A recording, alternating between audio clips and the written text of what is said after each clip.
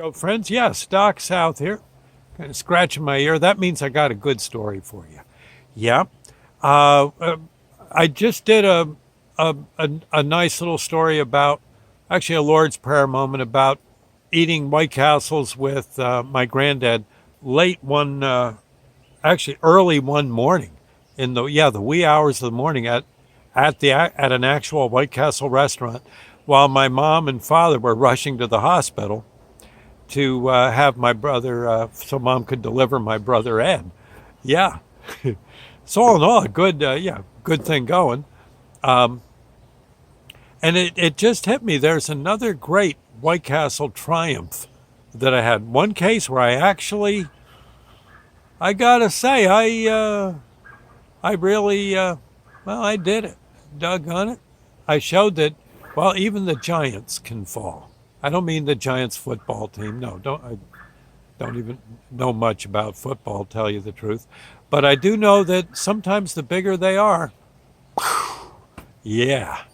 And I go back to, the early 70s now for you. I was working as an office furniture installer, which, I would travel all through North Jersey doing, doing whatever, to fix office furniture. I worked for a company out of Morristown, and we delivered these nice sofas you see in a waiting lobby. Well, we delivered them, fixed them if they were a little, maybe they got nicked. We installed file cabinets, that kind of thing. Yeah. Wasn't necessarily the world's greatest job. I had two very kind of ornery bosses. You get right down to it. I won't mention their names, but this is so long ago now. But they'd be one would be tell me one thing, another one would tell me the other, and frankly, sometimes it got tense. But still, in the truck garage in the warehouse, we pretty much lived our own lives. And there was a fella worked with me. We'll call him Big Ernie. Big Ernie. Big Ernie was big, like his name implies. You would look at Ernie and you wouldn't say, no, that's little Ernie. Oh no, no. Me, you might say, okay, there's little Doc, but not Ernie. And he's a big, kind of a pleasantly boisterous guy. Yeah, so he really, he was kind of fun to hang around with. But I don't know, one reason or another, we got to talking about White Castles one day, him and I. And I said, God, I love those things. Yeah, God, and I can eat so many. He says, and of course, here's where the fun starts. He says, I could beat you hands down in a White Castle eating contest. He actually threw the gauntlet down. I was just sitting there minding my own business, quote unquote, and I was kind of egging him on a little. So what do you mean? I could beat you blindfolded. I could beat you eating White Castles with a gag in my mouth, for crying out loud. Well, who do you think you are? Back and forth like wrestlers do. Yeah, we didn't shove each other or nothing. That. First off, Ernie shoved me. I'd probably still be in orbit. He's a big guy and he was tough, and I wasn't. I was wiry, and I was one, if the file cabinet didn't fit quite right, they could put me in the file cabinet, shut it, drop me, hand me a light, and I could work from inside. Yeah, I was pretty tiny. But still, I knew I could handle myself in any White Castle restaurant you wanted to name. And so anyway, we egging. Finally, we realized, hey, Ernie, we're going to be near a White Castle for lunch. That one over in wherever it was, Totowa, let's say. We're going to be there. What do you say? Put $1 each on the deal. I'm pointing to myself, or he's pointing to himself. I could beat you. He's going on. He says, I could beat you hands down. Well, here's the rules. We all got to have a soda, no fries. I don't even know if White Castle did fries back then. I don't know. Maybe not. They're very good fries, but I'm not so sure. I think they just pretty much did hamburgers. And well, when you got a good thing, stick with it. And anyway, Ernie says, "We'll each buy a dozen, and then this particular place has an outdoor picnic bench. We'll eat there. That'll be where the showdown happens." Okay, I said, sure. And I said, to top that, I'm going to have a cruller right now. I ate a big Danish. He says, "Oh, man, now I'm really going to kill you." He said, "I'm going to wait." He said, "I'm going to hold back till lunchtime, and then the slaughter's going to begin." And we even put, I think we put a buck or two on the contest. Yes, yes. I think whoever lost had to buy the other person's White Castles. I think that's how it worked. Pretty sure. That sounds like us. Because White Castles back then, a dozen White Castles probably would have been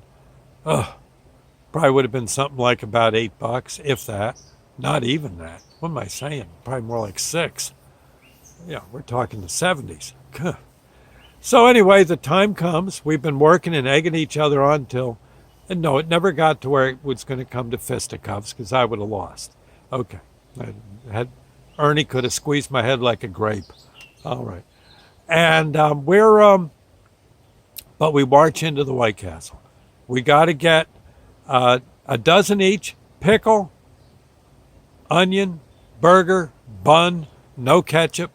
I don't think they did ketchup then. You could get ketchup, but most of the time it was just pickle, onion, bun, burger. We got a dozen each, and we went out into the street. And Ernie sat across from me. He had his plate. I had my plate. We're staring each other down. I grabbed the first one. Done. He says, "What?" I said, "I'm done. I got one. I'll do more. I mean, that's just how fast I can eat them." "Oh my God, you're going to lose now. I'm going to do it the slow way. Slip it in gentle like, and heck, I may buy another 12 when we're all done." And the crowd's starting to cheer us on. He's eating. I'm throwing another one in. He finishes one. I grab another. Anyway, we work our way we're up to about 8.